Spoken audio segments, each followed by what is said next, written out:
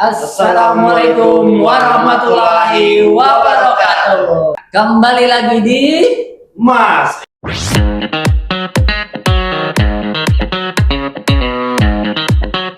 Edukasi Masyarakat Hidup Sehat.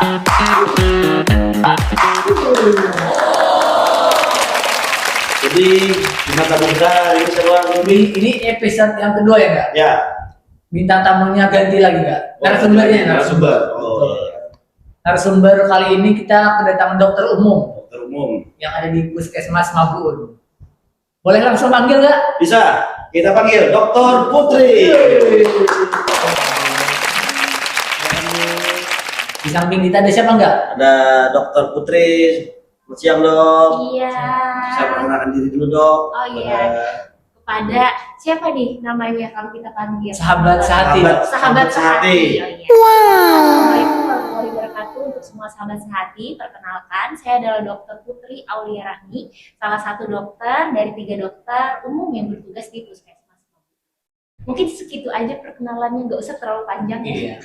Langsung ke materi ya. Oh iya, Oke, boleh. Kita akan membahas tentang apa nggak kali ini? Tentang minum obat hipertensi. Bukan minum obat dong, tentang hipertensinya dulu. Hipertensi. Iya.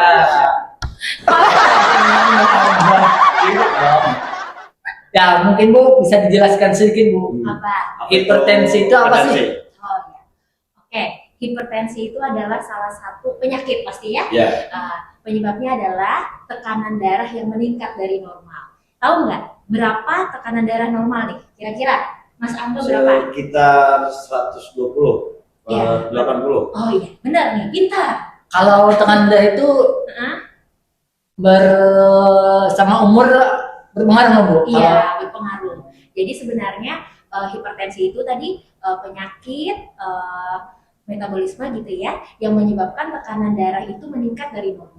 Biasanya kalau kita di puskesmas, hipertensi itu di 140/90.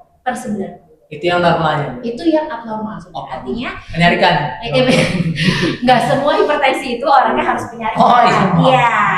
Itu mungkin kelihatannya aja seperti itu, tiba-tiba dicek ada hipertensinya.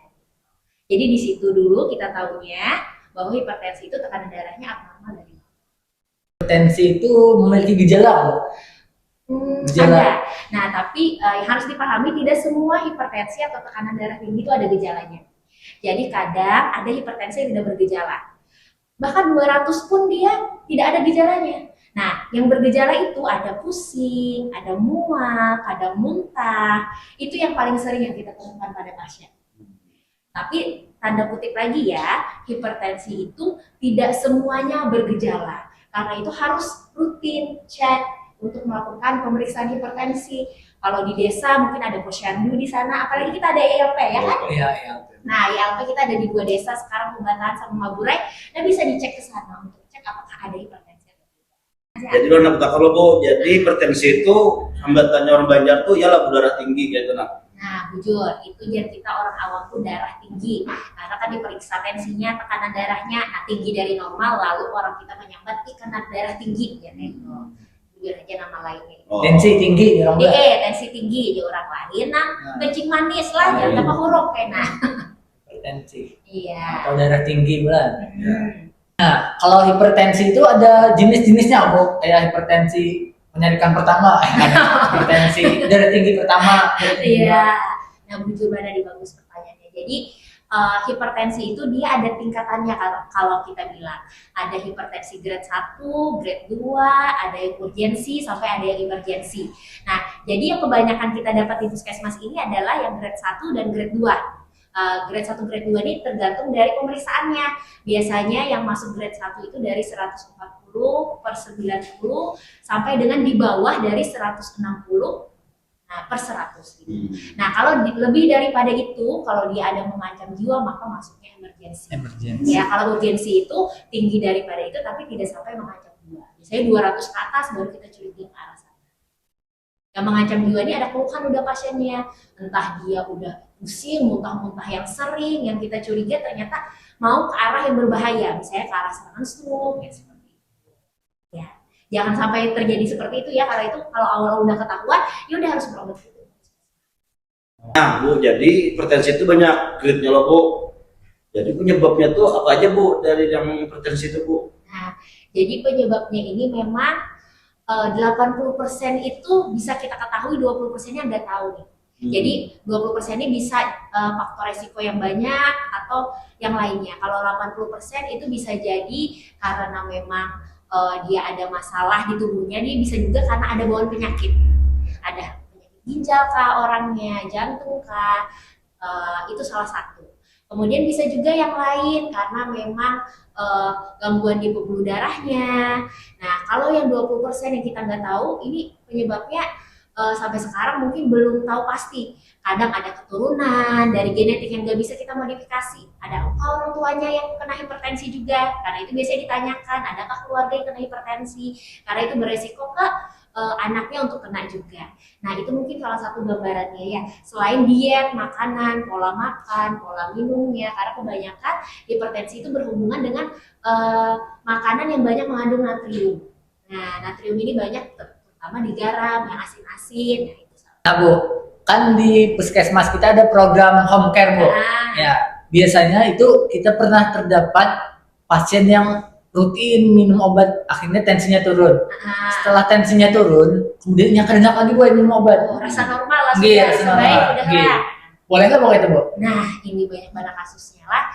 Jadi bukan hanya Mas Angga atau Mas Yulpi yang datang home care, saya pun salah satu yang terjun pada saat home care. Jadi memang banyak, kalau bahasa Banjarnya itu macal, biar kita.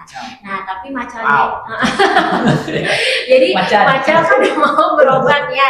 Jadi kan biasanya kalau di puskesmas Mambun itu kita kasih obatnya untuk 1 bulan pasiennya. Jadi pasien datang, kalau memang tensinya kategorinya mana nih, hipertensi grade 1 ke grade 2, kita kasih obat biasanya, kita kasih untuk 1 bulan. Nah, pasien ini dia ada yang merasa, oh rasanya udah normal, atau tensi sendiri, dia kan ada yang punya nggak? Tensi digital kan bisa beli sendiri sekarang. Jadi tensi sendiri, normal ya udah nggak usah ke puskesmas lagi. Nah, karena itu, kenapa dikasih 1 bulan sekali, itu harus kontrol ulang. Karena bisa jadi pada saat pemeriksaannya, kalau tidak sesuai prosedur atau cara pemeriksaannya yang tidak tepat, entah posisinya yang harusnya duduk, dia berbaring, harusnya nggak diajak ngobrol, bisa jadi seperti itu. Jadi akhirnya tensinya harusnya normal jadi abnormal, atau bahkan dia baru aktivitas jalan tensi tiba-tiba tinggi, bisa jadi seperti itu. Karena itu kalau ada pasien yang macal seperti ini, kalau bisa, kalau Mas Angga atau Mas Yulpi ketemu gitu ya, itu bisa diedukasi untuk jangan lelah, jangan uyuh untuk berelang ke puskesmas Mambun, atau ke posyandu kita yang dimana ada ibu bidan atau perawat kita yang nanti bisa konsul ke saya dan dokter-dokter yang lain di puskesmas Mambun, agar nanti bisa dievaluasi lagi apakah ini obatnya bisa di stop, karena biasanya obat tensi itu tidak boleh langsung stop, jadi dia bertahap. Nah, kita pantau dulu mungkin sebulan, 2 bulan, 3 bulan, oh bagus udah, mungkin dengan pola makan, pola minum, kita lihat, kita turunkan dulu dosisnya. Misalnya dari awalnya sekian, jadi setengahnya dulu, dilihat lagi, tinggi nggak habis itu. Jadi nggak boleh langsung, enakan, normal, udah lepas. Karena metabolismenya di dalam tubuh itu takutnya akan terganggu. Nah, itu.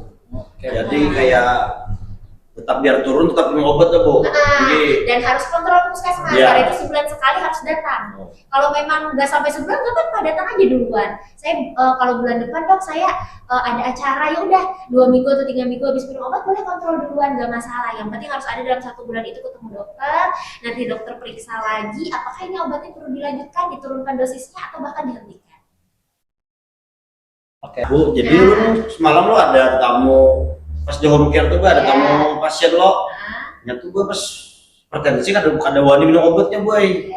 Jadi kayak apa tuh Bu, kira-kiranya kan takutannya tuh kalau pindah ginjal aja minum obat terus kayak tuh banyak tuh ketakutan yang kayak sama. Pada saat di puskesmas pun ada yang takutan, ini seumur hidup kalau dok mau minum obat ini, kayak itu. Nah jadi sebenarnya ilustrasinya ya, obat itu sama kayak kita minum air putih. Saat kita minum air putih sekali minum, misalnya langsung 2 liter, pasti kita akan muntah-muntah. Artinya itu jadi kada baik untuk tubuh kita. Nah beda kalau kita minumnya sesuai, perlunya misalnya secangkir 2 cangkir sesuai anjuran, maka kita nyaman. Kayak itu juga obat. Obat ini jangan sembarangan, karena mengatur dosis orang, ada keahlinya. Nah itu nama bahaya. Nah tapi selama pasien-pasien ini pemaasian ya, datang ke puskesmas sebulan sekali, karena tetamu dokter konsultasi ada keluhan ke dia. Kalau ada keluhan berkisah, bahkan sebelum 1 bulan minum obat pun apabila Sidin hanya minum seminggu, lu pusing raum, jangan mau tuh seorang. Nah kadang tuh ada yang tetap kayak itu loh, hanya minum seminggu lu raum, lalu kamu minum. Nah paling bagus pada saat kamu seperti itu, pian datang aja ke puskesmas, dok, obat pian ini kan apa ya dok, habis minum ulun timbul raum. Nah maka tugas ulun dokter memastikan di obatnya karena bermasalah, ada cocok lawan hidin, karena kan setiap manusia beda-beda, ada yang cocok, ada yang kada, walaupun obatnya sama. Nah ataukah ada penyakit lain lagi yang belum kada terdeteksi saat itu. Nah jadi itulah pentingnya tahu hidin. Nah jadi bisa pian sampaikan nih berdua nih lah kalau kita ketemu pasien kayak itu. Nah jadi yang merusak ginjal itu adalah yang kada sesuai dosis, kada sesuai anjuran, pacul obatnya minum seorang, kena hendak minum, kada hendak kada minum, atau rasa kada nyaman awak muntalnya langsung 2 biji, ada nah kayak itulah. Nah, ada yang 5 langsung deh. Itu membayangkan itu pas rumah sakit kan.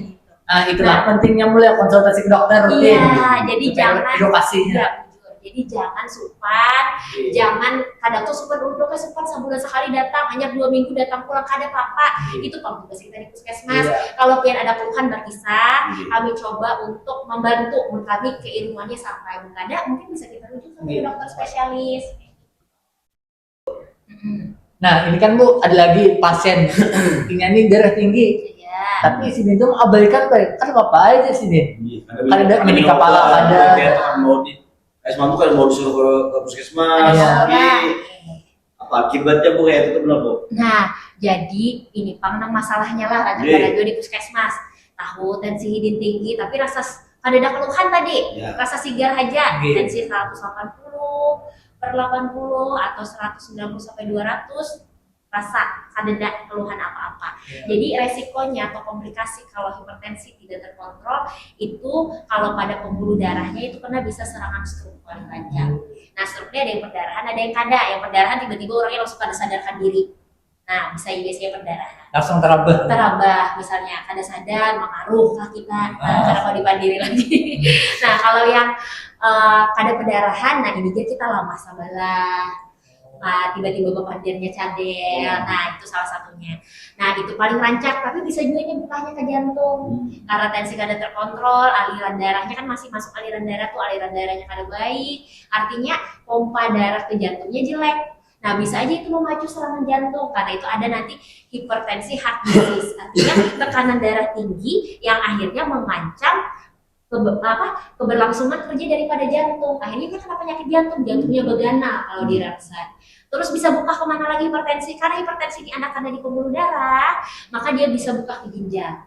Nah ini yang orang tadi minum obat kayak mau ulah-ulah di gagal ginjal ataukah hipertensinya. Dari semua kasus yang ada dan penelitian yang pernah diteliti, obat selama masih dengan dosis dokter dan kontrol rutin dengan dokter itu insya Allah aman.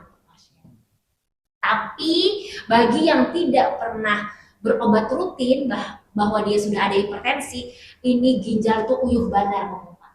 Umpamanya tekanannya ganal gitulah, memompanya itu kita pakai nang halus saja pompanya. Harusnya betiup. Nah, harusnya pompanya nang ganal. Nah, karena tekanannya ganal kada kawan aliran darah tuh bagus. Nah, ginjal tuh kada baik, kada dapat oksigen yang baik karena ini tekanannya kada baik.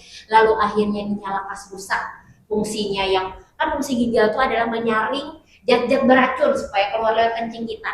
Nah lalu kada tersaring, karena kada tersaring lalu kena penyakit gagal ginjal, akhirnya cuci darah. Nah itu jangan sampai kejadian lah. Nah karena itu di sini paling penting adalah menhudah tahu. Jangan macal, Mbak Ella aja ke puskesmas.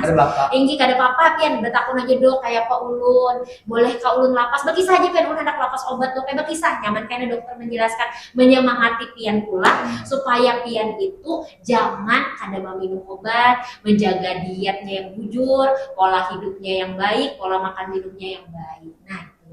Kan Bu tadi ada salah satu faktornya itu keturunan. Itu cara mencegahnya bisa kamu dicegah supaya kadang-kadang hipertensi lah. Sama kayak Ulun tuh, Mama Ulun tuh hipertensi.